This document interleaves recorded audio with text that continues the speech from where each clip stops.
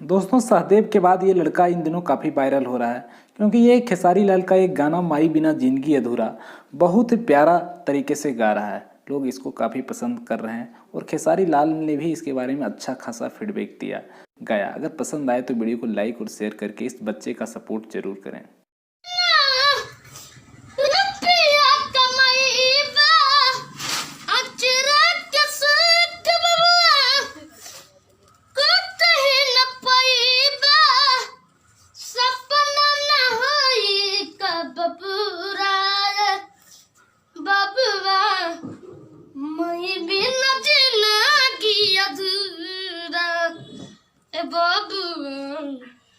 मैं बिना जिंदगी अधूरा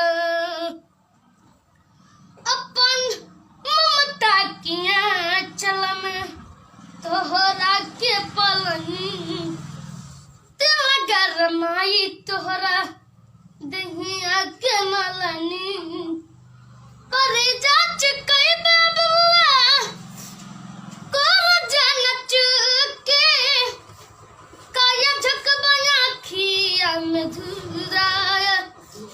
बाबुआ मैं बिना जिंदगी अधूरा बाबुआ मैं बिना जिंदगी अधूरा अपने न खैने तू के खियाईनी सोचनी न होई कब पूरा बाबुआ मैं बिना जिंदगी अधूरा